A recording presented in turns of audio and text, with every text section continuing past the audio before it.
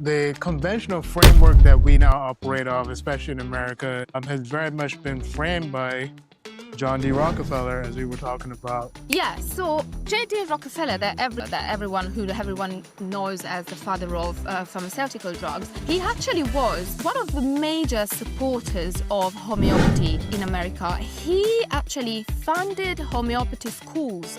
He wanted homeopathy taught in Yale and Boston. He was funding homeopathy school, and it was one of the major supporters. Even today, if we go back to the World Health Organization, homeopathy is considered the second biggest form of medicine globally. In countries like India, is used in hospital and is used as part of integrative care. In Cuba, is used everywhere. It's used for prophylaxis during infection diseases. In France, in Germany, in Italy, where I'm from, Romania, medical doctors still prescribe homeopathy sometimes. In France, I think it's 98% of medical doctors, they would normally prescribe homeopathy as first line of defense. So homeopathy is energy medicine, is energetic medicine. So best way to make it easier to understand that I could describe it is think about acupuncture. The practitioner will put needles in certain areas of the body that correspond to meridians. So they are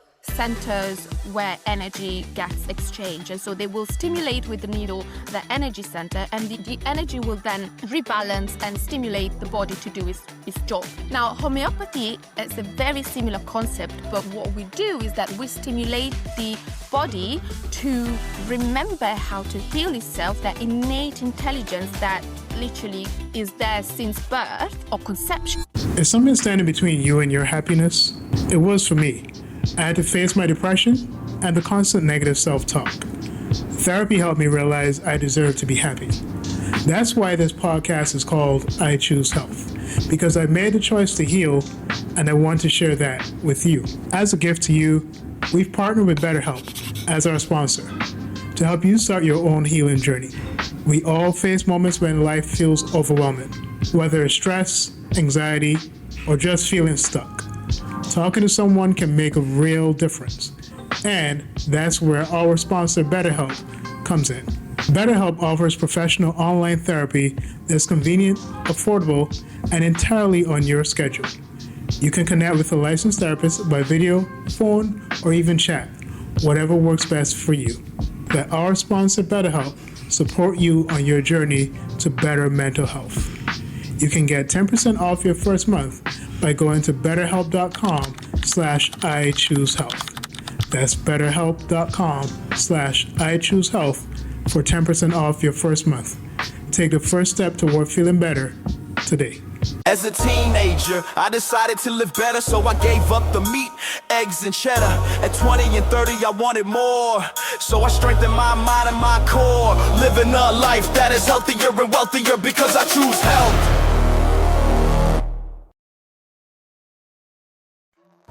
So, life has an interesting way of, taking you in different directions. And so at this point, having been a personal trainer for 5 years, being a vegan for the last 18, 19 years, I always thought that when I majored in history in college that I would, eventually, be a history professor someday and be teaching in colleges, giving these lectures, these different, conventions. These were all the things that I had in my mind.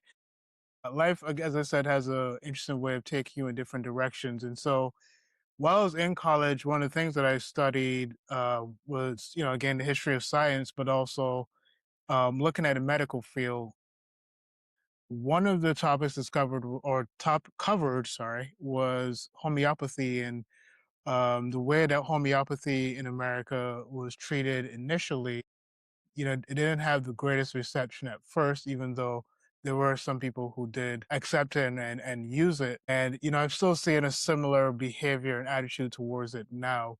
But I do realize that there is something shifting in the zeitgeist a bit. And I think that we're starting to return or go back to a more holistic way of dealing with things and healing ourselves, healing our bodies. And so this is why I'm excited to have our guest on today. And hopefully I don't butcher her name.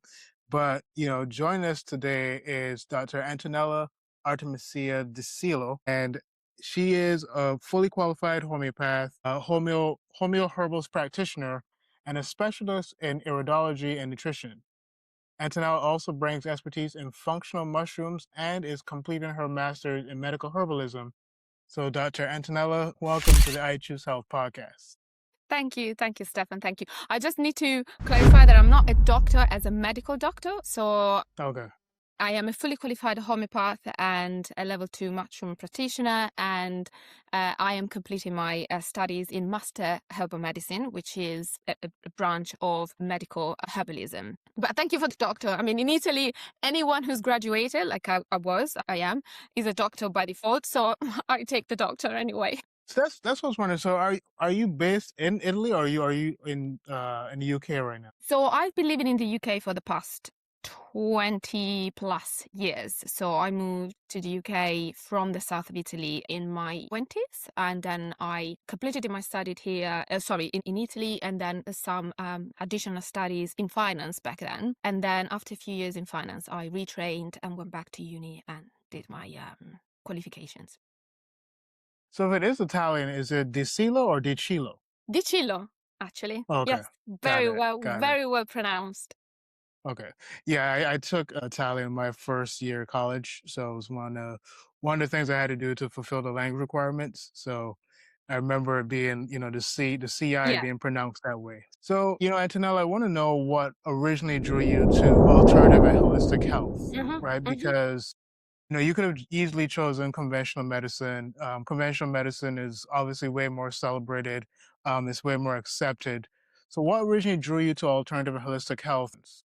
Yeah, so there is, I would say, a component in the family in the sense that all the female lineage from my dad's side and my mom's side, we could describe them today as cunning folks or healers in the village. So they would be back then what we would call helper doctor or witch doctors. And then when I was in my 17, 18 years, when I was thinking about what type of profession I wanted to get into a university, so there was a choice between studying medicine and studying finance. And I had a passion for both of them, actually. But for some reason, I just decided to go into finance, most likely because back then I was very much wanted to make a career, make money, and prove myself, make my parents proud.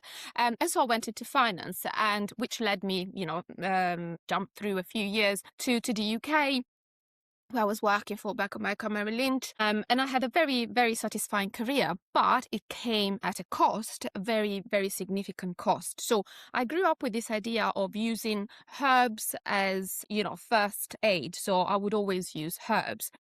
So in me has always been, just a given that I would use herbs rather than pharmaceuticals. Of course, there were situations where if there was a very major infection, then of course we would be using antibiotics. But mainly, we didn't grow up with a lot of pharmaceuticals around us anyway.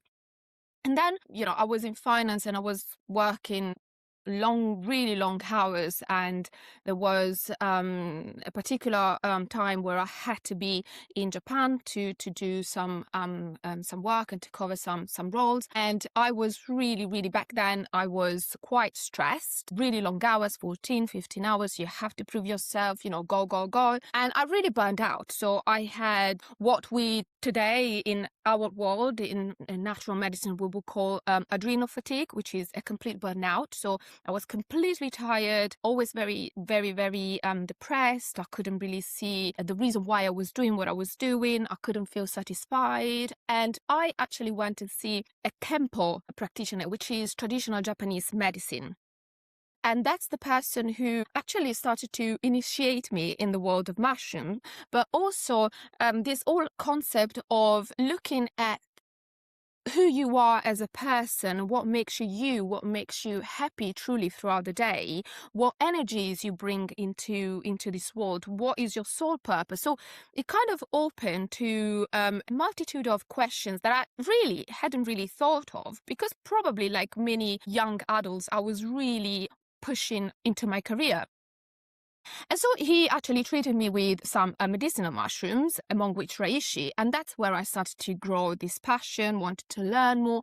And he did say to me that my curiosity and my roots, my female lineage, made him think I would probably be good at retraining and become myself a practitioner. And at the beginning, I was like, no, I don't think so. But when I went back to the UK, and I realized, hold on one second, my life actually at the moment doesn't have the same meaning that I actually felt when I was dealing with this person, when I was talking about, a bigger, wider sense of life. And I sat down and I decided to actually go for it, and I retrained. And the first 2 years were me working full-time while studying.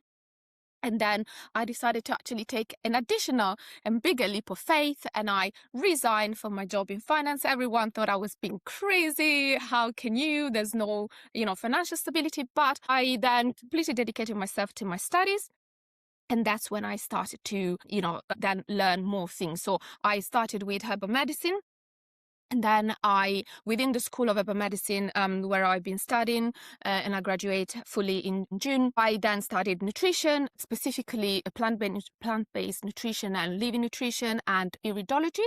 And then while I was studying herbal medicine, I then decided to learn more about homeopathy to bring in the energetic, deeper side of the healing. And so that's how I started to bring in more discipline into my life and then into my clinic once I started it. It's interesting, and I think we'll get into it a little bit more in terms of like the iridology.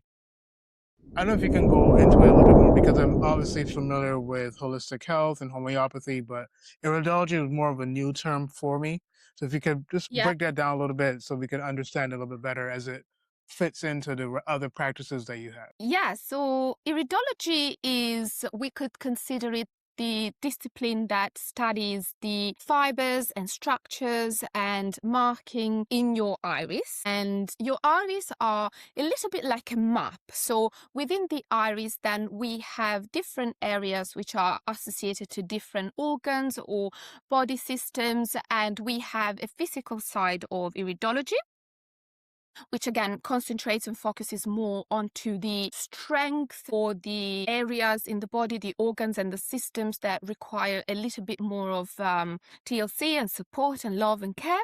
And then we have an emotional element of iridology, which is more related to what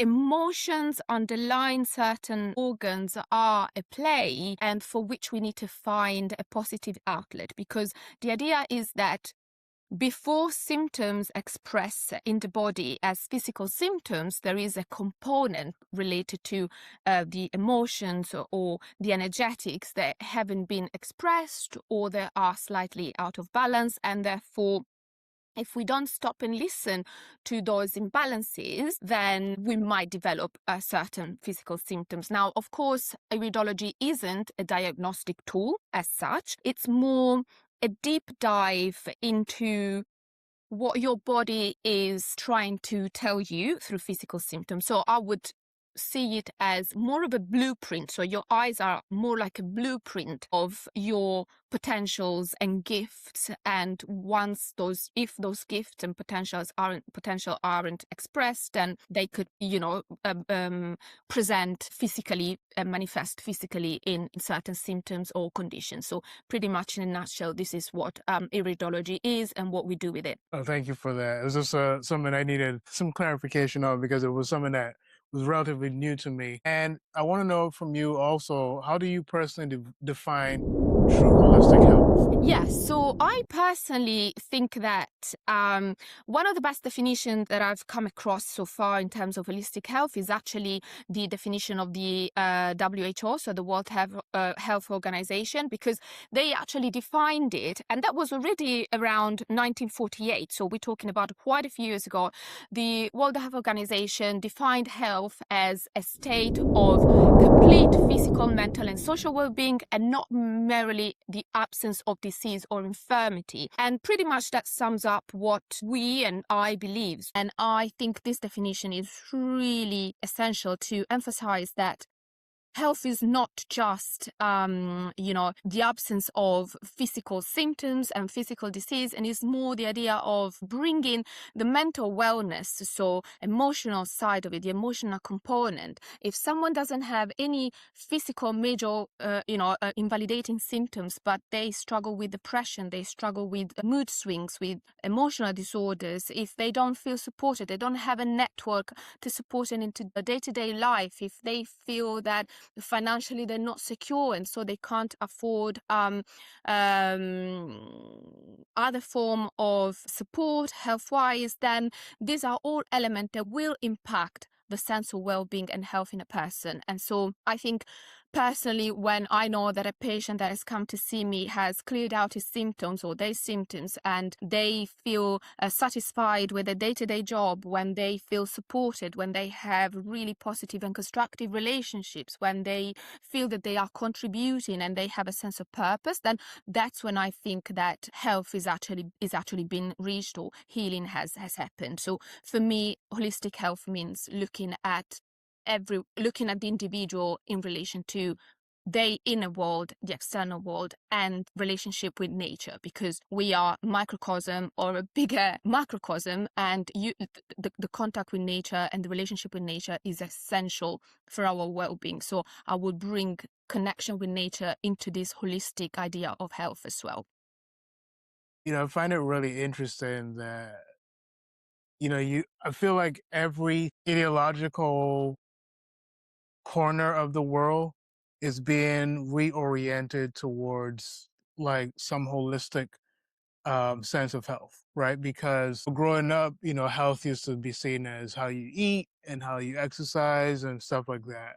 And then at some point, it started to take on this holistic framework of people being concerned about their mental health. And I think mental health aspect has really helped bring everything in, because people started to realize that, this particular individuals were not well adjusted to society, even though they were healthy physically, probably ate well, probably slept well, but still mentally there were some things going on. So I think one of the amazing things about the acceptance of, or even I would say the deeper dive into mental health, has really helped to usher in this holistic view of health. And so I think that's one of the things I'm kind of thankful for. Yeah, I agree. Actually, I think homeopathy plays a major role in addressing energetic or emotional imbalances, because we tend to consider mental health as, like, say, the depression or bipolar as labels. And what I've noticed in my practice, in my experience, is that often when you work on the underlying energies that sometimes and oftentimes, I would say, are actually connected to what is called transgenerational trauma. And so emotions or events or traumatic experiences that in the family lines have not been dealt with, then it's more likely that you'll develop what could be considered a mental condition, a depression or bipolar. And I think by addressing those elements and going back to how you've grown up in the family, have you grown up by suppressing your emotion? Has grief never been dealt with? Has anger ever been dealt with? So if we then start shifting and bringing those layers, emotional layers, out through the work of homeopathy, then this is when we start seeing shifting, when we start seeing people becoming more aware of their emotions. There's more consciousness around the emotions that need to be dealt with. And I think when that element comes into the equation and it gives you more empowerment, because you do understand how you're feeling, why you're feeling, what you're feeling, then it's easier as well to manage your day-to-day life. And that's why I think the work that we do in holistic medicine is so important. Now, in your practice, how do you balance tradition, intuition, and modern health research? Because Yeah. So yeah. Yeah, so I guess it comes from experience, but it also comes from dealing with patients. Personally, in my clinic, I deal with any sort of like a health condition. I support any sort of a condition and at any age. But I have a special interest in chronic complex conditions. So I would always be seeing patients or clients that have, say, autoimmune disorders, or they would like to help with integrative cancer care or neurodegeneration, autism, so Lyme disease, so quite complex chronic conditions. And so obviously, inevitably, we have to look at the modern approach in the researches because we need to understand the pathology. We trained to understand the pathology. That's what we do in schools like herbal medicine or homeopathy when they are accredited schools to qualify. So we do anatomy and pathology. So we have to learn what we're dealing with. We have to understand how the body works and physiology and what happens when the body doesn't work, so the pathology. And so that element has to come into the equation, and that all has to do with modern understanding of the body. We also then have to look at tradition, and so we have to then apply, okay, so if I have this person with these physical symptoms, the way we see it, and I see it, and I was taught to see it, is the physical symptom is the language of the body. Is the body trying to tell me something? So the idea is we're not going to suppress it as modern medicine or allopathic medicine would do. We will try. That's my cat. Sorry, it's come to see me. Okay. I tried to lock him out, but he found a way. He always does it. So that's smiling for you. This is the tradition as well. We'll always have a cat or a dog somewhere, animal, like energetic. They are very inspiring animal. And so in terms of tradition is all around understanding what's behind the symptoms. So, for example, in homeopathy, we have the concept of susceptibility. What makes a person more susceptible to certain conditions? And so we'll try and look at what it is that is causing this person with this lifestyle, with this nutrition, with these emotions, with this way of thinking to develop a certain condition. Because even two people, we say the same autoimmune disorder might have two complete different physical symptoms, yet they are labeled with the same allopathic, diagnosis. But then we go a step, not more than one step, we go quite a few steps deeper to try and understand the person and the individual that comes to us with a condition. And so we don't apply a remedy that could be the same for all of them having, rheumatoid arthritis. We try and apply remedies that are specific for the individual that comes to me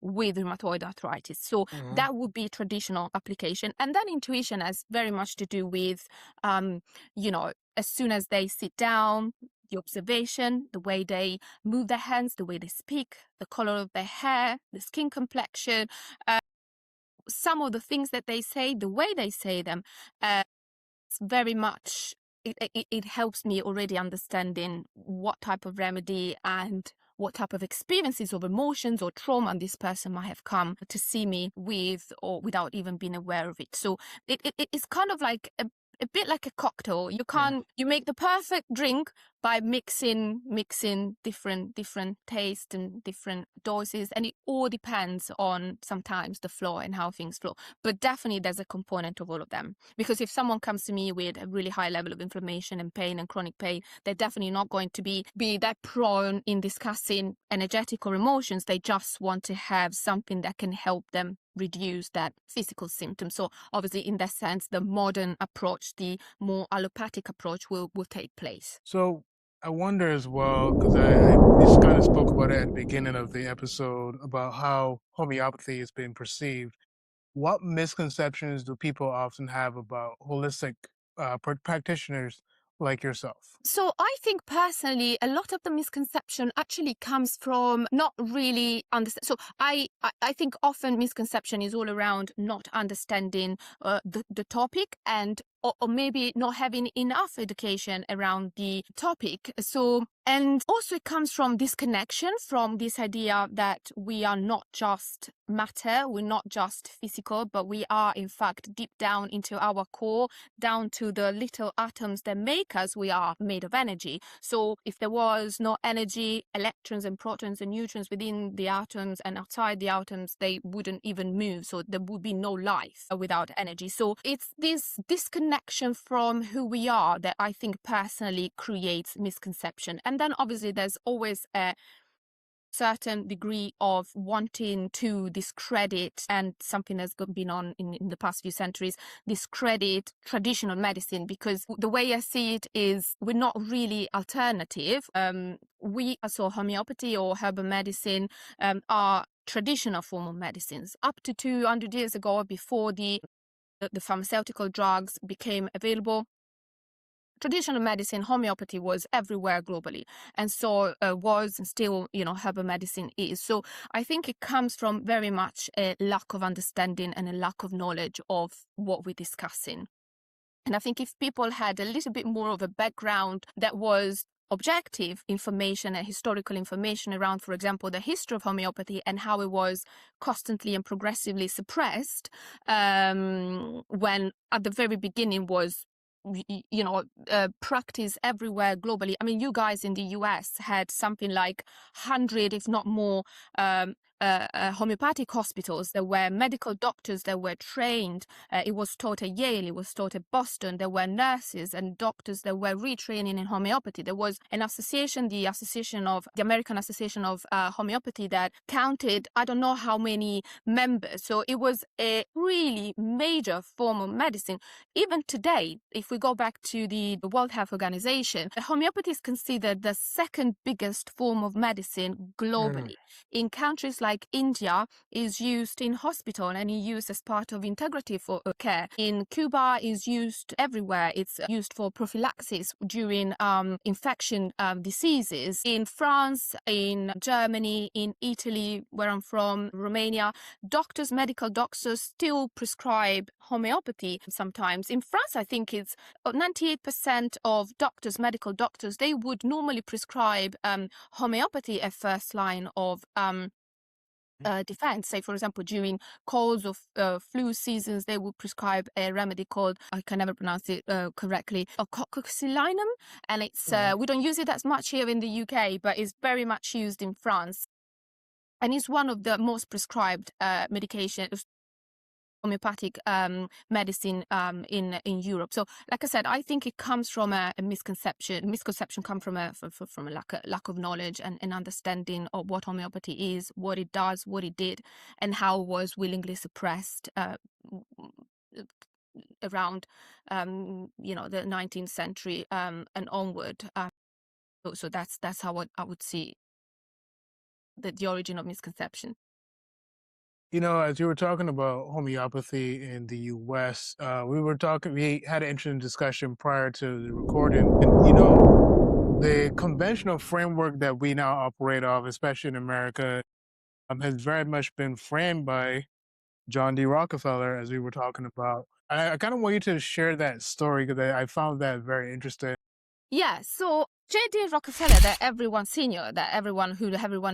knows as the father of pharmaceutical drugs, he actually was one of the major supporters of homeopathy in America. He actually funded homeopathy schools. He wanted homeopathy taught in Yale and Boston. He was funding homeopathy school, and it was one of the major supporters. I mean, we have to highlight that, for example, here in the UK, the royal family, they've always been incredible supporters of homeopathy. The late Queen Elizabeth, she would never travel without any homeopathic kits. She'd had a medical doctor and homeopaths treating the whole family. And King Charles now, he's actually one of the patrons, and they fund the Faculty of Homeopathy in London, and other major, elites and royal families all across Europe and, in the globe, they used to use homeopathy. And so there was always this, major role that this form of medicine played. Like I said, Rockefeller himself, he was a massive fan. He had 3 homeopaths treating his family while he was then pumping money into the pharmaceutical drug department. What happened is, when he realized that there was a lot of profit to be made through pharmaceuticals, then he realized that there needed to be a way to pull the attention away from homeopathy. And so what they did was to kind of enforce a regulation that said that if any medical doctor was to practice homeopathy or to train in homeopathy or even consult with a homeopath, they would be literally like erased and they license from the association, the medical association, American Medical Association, and they will lose their license. So bit by bit, they actually forced medical doctors to stop practicing homeopathy because otherwise they will lose their license. I mean, there were situation I read in the past where, for example, in the same household, one person would be a medical doctor and the other person would be a homeopath, and there were serious concern around how they could be managing this, almost illegal under the regulation relationship. So it was really pushed out of university, and then with the Flexner report, where they just wanted to have scientific method applied in medical schools, then homeopathy was completely swiped out. And in the UK, up until I think it was 2012, that we had the last homeopathic hospital closed down. And before then, homeopathy was part of the NHS, so the national health system, and it was considered integrative and funded by the NHS. I mean, the problem is there was an attempt to kind of hide this side of the history, and I think it's a shame, because I personally don't think there should be any conflict between modern medicine, allopathic medicine, and homeopathy or herbal medicine. I think that ultimately we all want patients and people to be well, to live their life at their fullest, to be the best version of themselves as people, as human beings, spiritual beings, and physically. And therefore, I think my dream would be to bring back homeopathy and herbal medicine into hospitals like it was up until, a few hundred years ago. I know for a lot of people, they need to feel the tangibility of it, right? So can you give some like real life examples or real world situations where homeopathy and herbalism complement each other, in real world practice? Yeah, so I think just for the audience benefit, it might be quite good to kind of highlight the difference between homeopathy and herbal medicine. So homeopathy is energy medicine, is energetic medicine. So best way to make it like easier to understand that I could describe it is think about acupuncture. The practitioner will put needles in certain areas of the body that correspond to meridians. So they are centers where energy gets exchanged. And so they will stimulate with the needle the energy center, and the energy will then rebalance and stimulate the body to do its job. Now, homeopathy is a very similar concept, but what we do is that we stimulate the body to remember how to heal itself, that innate intelligence that literally is there since birth or conception even, but we do it through medicine. So you will ingest a substance, very diluted substance, and that frequency of that medicine will then stimulate your body based on what it needs to be addressed. And obviously the key element in homeopathy is that we have to find that remedy that really resonate with that person in terms of who that person is, mind, emotion, physical symptoms, trauma, anything that make that person who they are and how they come to the clinic. That's the remedy. So it's called like, cure, like. So we need to find the most resonant remedy for the person based on a totality of symptoms. And so that's what homeopathy is. And the way it complements herbal medicine is it is a material form of medicine. So we actually give crude doses. So for example, someone who comes to see us with, or come to see a herbalist with, say, endocrine dysfunctions or infertility, will be giving them based on, a very comprehensive clinical, medical and personal history, very thorough consultation, will make up remedies that are made with herbs that will go and literally support the body. So there's a natural process of metabolizing those herbs. The herbs will be then kicking in and support the body. They're not suppressive, they are supportive, but there's a natural material component of the herb that gets ingested and then will work on a certain body or on a certain organ or a certain body system. Homeopathy instead will intervene along with herbal medicine to address all the energetics underneath. So herbs also have their own energetic, because most of the homeopathic remedies that we use are all natural and most of them come from herbs, but it's a different process where with herbs we actually target the physical side. With homeopathy we target the emotional. So if someone comes to me with anxiety, then I can give them remedies that will support and calm them down, calm the nervous system, calm the anxiety response, support the adrenal, lower the cortisol and the adrenaline level, depending on why they suffer from anxiety, but just to a general conversation. But then with homeopathy we go deeper. We try to understand, why is your anxiety kicking in? Where is it coming from? Is it fear? Is it performances? Is repressed trauma? It could be multiple, there could be multiple causes behind the anxiety. We want to understand what is the root cause of that anxiety for that person at the point in time. And that's what homeopathy does. Homeopathy goes deeper, triggers the energetic element, and through the energetic element will help then the herb works even better. So, and there's probably someone listening to this episode right now and they're saying, okay, like I've depended on conventional medicine to deal with my conditions. And so, they probably don't see, even though you've mentioned it, how your practice is going to maybe help them. Yeah, so I would say the main difference is that if we look at the allopathic approach, it is based on what is called a law of opposites. So I have, eczema. My skin is coming out in rashes, itchy, oozing. I go and see a dermatologist or go and see my GP. They give me steroids. The steroids will suppress and will work on suppressing the immune system.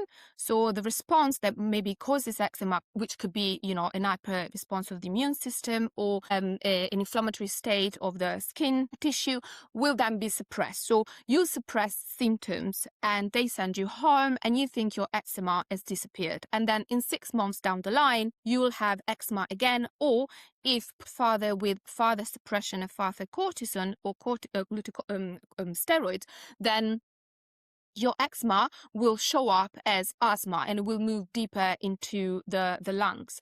In my practice, or in general, like I'll call it alternative or traditional medicine, we look at everything. So I try to understand, what are you eating? What might be causing you to come up with eczema? Is it dairy? It's refined sugar.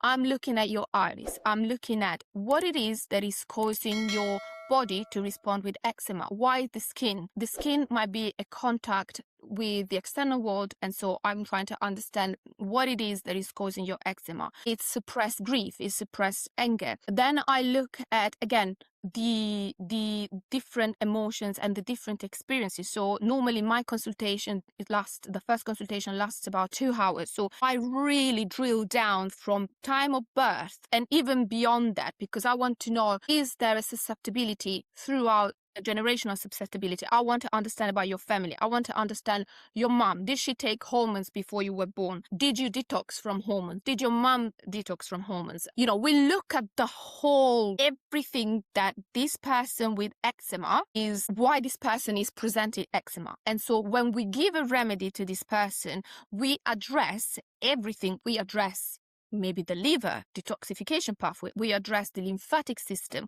we address the emotions. So the idea is, I'm not suppressing, I'm finding the root cause of your eczema and I'm trying to give you a remedy that will target that cause and actually help you clear out the eczema rather than suppress it. So that in 6 months' time, you won't have eczema again, you'll be fine. So that will be the difference. We look at the root cause. We don't suppress the symptoms. We look at the individual. In allopathic medicine, they most likely, you go and see a specialist. They look at your eczema, skin, and then you're out.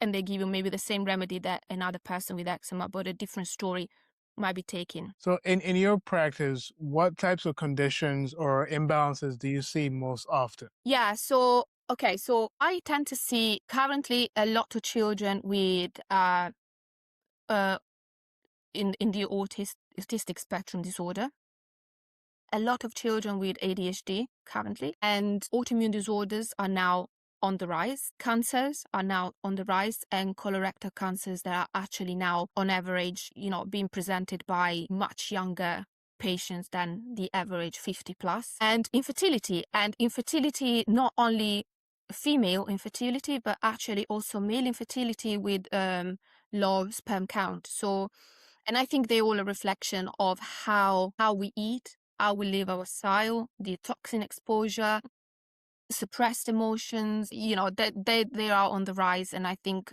pretty much it's because of our lifestyle. Yeah, and I wonder as well, and I do believe that homeopathy and herbalism and even conventional medicine can complement each other.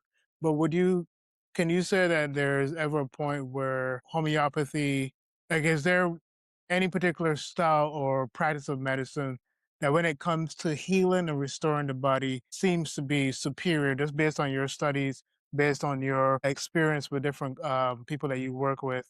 Does this appear that either homeopathy or conventional medicine seems to work better in terms of the healing process? So I think if we're looking at, I think it's important to differentiate chronic and acute. So if we have an acute condition, so you've just had an accident and you're bleeding and you're having an internal bleeding, or you have a fracture or a traumatic brain injury, then I don't even say, come see me. You have to go to A&E. You have to go to hospital. That's, modern medicine is out there. Surgery is out there. If you are in a septic state because you develop an infection and you didn't realize, or a sepsis, a septic cut, you have to get your antibiotics. So acute, I think, I wouldn't say there's anything better than modern medicine in terms of acute conditions when they are life-threatening. Uh-huh.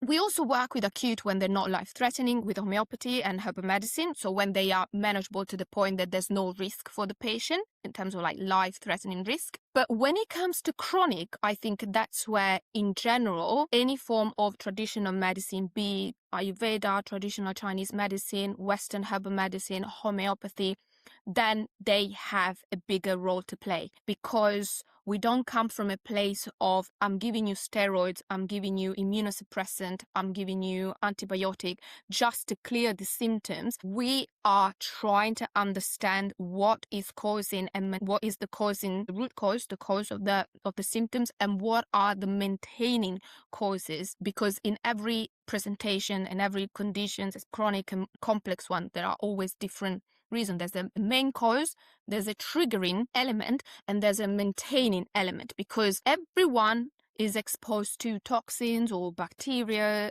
at any point in time.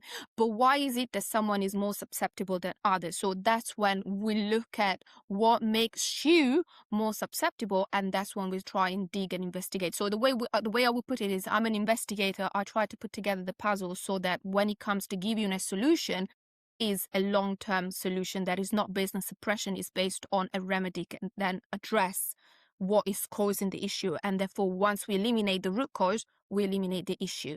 But of course, there are nuances where if conditions, and say, for example, terminal cancers or neurodegenerative conditions have gone far to, beyond the ability to intervene, then of course, I always say we'll have to work and support each other. So I will never tell any of my patients to stop taking medications or not doing chemotherapy or not trying radiotherapy or not trying surgery, because ultimately is not for me to say, and that's an ethical boundary.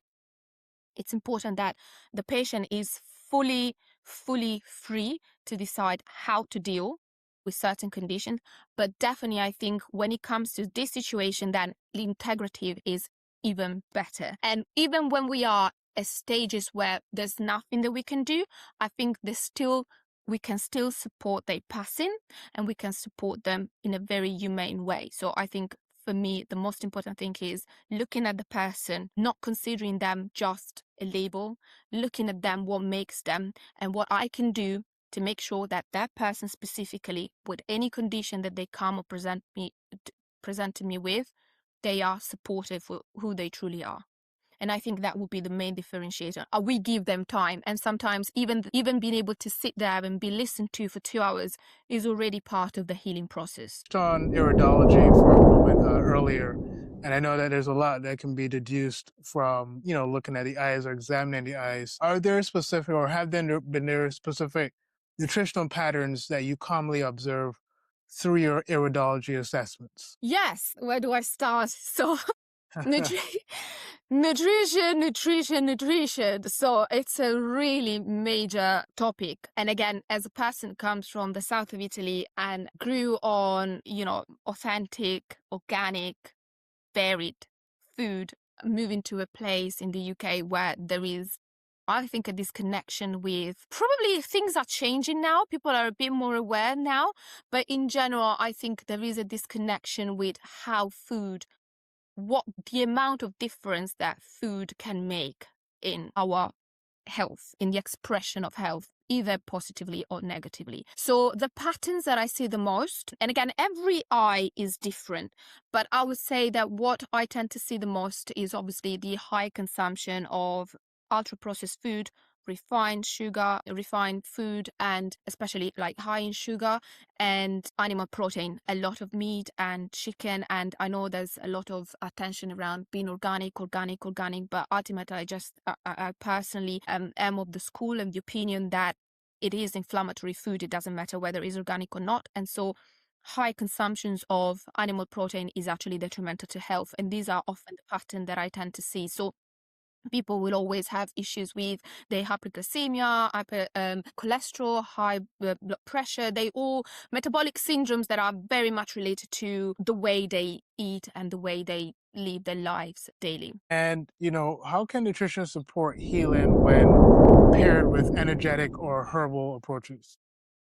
Yeah, so I always say something to my patient before we even start discussing herbs or homeopathy or mushrooms, for what matters. And that is, if you don't change your nutrition and you're not ready to make changes, then, there's a limited amount of lower room for improvement, because ultimately when we talk about, we need to consider that when we look at symptoms or presenting symptoms, we have to think about two concepts. One is what we call, I was taught in my school, a CEO, so cause, effect, and obstacle to cure. And so often your obstacle to cure is your nutrition, because foods make us. If we look at all our metabolic processes and our enzymes work in our body, if we don't feed our body with the right food, we then are bound to, at one point in life, often, towards the 30 years of age onwards, but now even earlier, we're bound to present list metabolic issues, and cardiovascular risk increases, autoimmune disorders might increase, and risk of cancer might increase. So generally, nutrition is key for me. So I always spend a lot of time in dissecting what my patients eat on a day-to-day basis, and we always try and adjust the nutrition according to what we're trying to achieve from a physical perspective, but also emotional perspective. So I am a big fan of what we call living foods. So if people can introduce in their diet raw vegetables and fermented foods and sprouted beans and legumes and microgreens, anything that has life retained to it and it has not been cooked at high temperature, so it should be cooked below 43 degrees Celsius, then that is food that is going to maintain all the high levels of bioavailable nutrients, including the antioxidant, the vitamins, the minerals that are essential for the right functioning and the physiology of the body. Because consuming, especially plant-based food in living form, can actually improve the gut flora, the energy level, promote detoxification, support overall health by easing the digestive process. So it's important that everything that we do with herbs and homeopathy is always, always, always supported with nutrition. And actually, when I have polymedicated patients, they are on many medications, and so we kind of like have to go through through layers of so-called obstacle to cure and toxicity. Nutrition is always possibly the first thing that we work on because it's the safest thing and is one of the most important way to support overall well-being. Yeah. And, because we're almost at a close here, I wonder to an extent, as you talked about, using living foods, I wonder about the functions of like using food in a functional way, right? Like like, should the priority be when we're eating particular foods on the taste of that particular food? I know it may seem like a simple question, or the function of that food, right? Because there are people that when you tell them to switch to a more plant-based diet, they'll tell you, well, that food doesn't taste good, or, that's something that I don't want to like eat all the time. So should the focus be on the functionality of food, or whether or not that food is tasty or not? Again, that is a misconception because you can have both at the same time. You can have Hmm. food that is very tasty, plant-based, and it doesn't have to be all day long, every day, raw food, and in terms of like vegetables and fruit every day and just that every day of your life. That's not what I'm suggesting here, because there are some conditions that might be actually counterproductive to have raw food. But the best way to approach it is obviously individualized, looking at a case by case. But I think you can have the taste by today. I mean, I have my view on socials, but I think one positive thing is the easy access to information. And so there are a lot of accounts that share recipes and allow you to introduce a variety, all based on plants, and you can actually play around recipes. I love playing around with vegetables. Some of them are very versatile, like mushrooms. You can use them in different ways. Legumes are very versatile, and it's just a matter of finding your groove, finding what you really like in terms of taste, and then bring that in. Ultimately, health is a responsibility, is your responsibility, is the patient's responsibility. We can help with addressing what needs to be changed, and we can support the process, but ultimately the idea is I am empowering my patients to make changes and become responsible for their health. If they come to me for a quick fix, this is the wrong place. My clinic is the wrong place, because health is something that you have to maintain for the rest of your life. It's not an easy fix. And food and nutrition are part of that work. You have to understand that food is medicine, has always been medicine. Since Hippocrates' time, let the food be your medicine and medicine be your food. So food is number one, is your priority. And from a functional perspective, so you can bring in the taste, you can bring in you can bring in the flavors at any point in time. But also from a functional perspective, plants are the main source of a main compound that's called polyphenol. Like they contain many phyto compounds, but polyphenols are some of the main compounds. And the plants, all plants, most of the plants, if not, I personally think all of them, are primer or a certain pathway in the body that is called NRFARE, which stands for nuclear factor erythroid 2, related factor 2, and then antioxidant response element. This is a pathway that is at the center is the core of our daily biological response to oxidative stress in the body. This pathway induces the synthesis, the production of enzymes that are antioxidant. They are detoxifying. They are cytoprotective, so they protect the cells from turning cancerous. They are anti-inflammatory. They switch on genes that are they help us maintain cellular balance, cellular homeostasis. They eliminate potentially damaging carcinogens and toxins. So this is a functional element, is how your body functions in the best possible way. And that's how you get it, by increasing your sources of fibers and plants and short chain fatty acids. So there's a functional element that you can enjoy with taste and flavors and variety. So I don't think they are mutually exclusive. Actually, I think that when people understand what they're doing, when they introduce plant-based food in their diet, then the fun begins. Antonella, thank you so much for your time.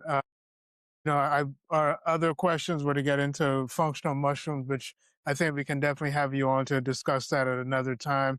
But at this moment, I want you to take this time to let people know where they can work with you, like what sites they should go to, and also social media where they can find you to work with you there. So my website, and you can get more information about me on my website, and it's the www.thegardenofherbalhealing.com, and my social Instagram is at The Garden of Herbal Healing, and my Facebook is also The Garden of Herbal Healing. Talking about variety, it's very, very easy to remember, so that's where they can find me. Well, Antonella, thank you so much again, and thank you, audience, for tuning in again. And this is me, Stephen Leslie, just reminding you that choosing health is about choosing power, possibility, and purpose. Welcome to week 46 of 52 Choices. This week, let's swap 1 hour of screen time for reading. Scientific studies show this isn't just a preference, it's a brain boost. Research indicates that reading enhances brain connectivity and cognitive performance, unlike excessive screen time, which can decrease white matter integrity. Plus, reading from physical books improves comprehension and retention more effectively than digital screens.